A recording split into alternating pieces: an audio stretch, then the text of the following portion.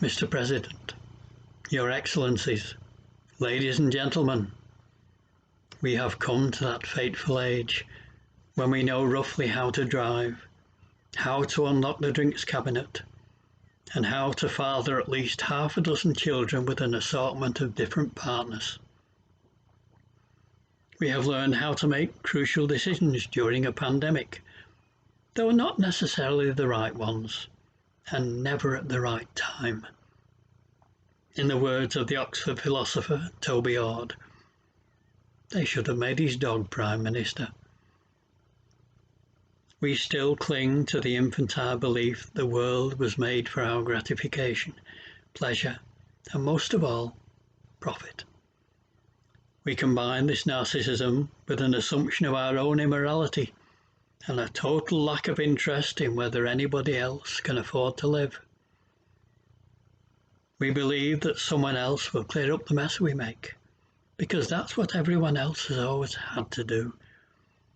And when they've done so, we reward them with a derisory pay award or send them back to the country they came from, or possibly one they've never been to in their lives. It's not my problem. We trash our habitats again and again, with the inductive reasoning that we've got away with it so far, and therefore we'll get away with it again. And when it's all over, I'll probably get a peerage, father a few more children with God knows who, and earn as much as David Cameron has. My friends, the adolescence of humanity is coming to an end, though we can safely assume that mine isn't. It is time for humanity to grow up. We must come together in a collective coming of age. We must show we have the maturity and wisdom to act.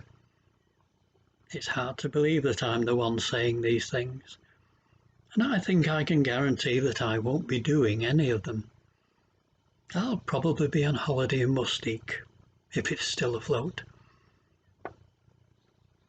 Even in our feckless youth, we've harnessed clean energy from wind and wave and sun. The green movement is not a pretext for a wholesale assault on capitalism.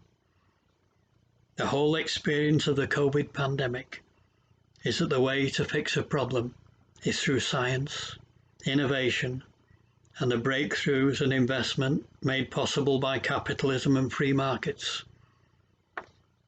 We can forget about all those doctors, nurses and carers working for not nearly enough. I have.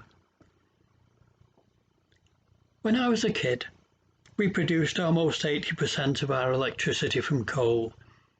That's now down to 2% or less, and coal will be gone altogether by 2024, except for the huge mine we're about to open in Cumbria. We put in great forests of wind turbines on the drowned prairies of Doggerland, not far from all those drilling sites we've licensed. We must be clear that government alone will not be able to do enough. The bunch of imbeciles I've assembled certainly won't. We must work together so that the international financial institutions, the IMF, the World Bank, are working with governments around the world to leverage in the private sector, because it is the trillions of dollars of private sector cash that will enable developing nations and the whole world to make the changes necessary. And there's every chance Carrie might want some new wallpaper. Sophocles is often quoted as saying that there are many terrifying things in the world, but none is more terrifying than man, and it is certainly true that we are uniquely capable of our own destruction and the destruction of everything around us. I will continue to play my part.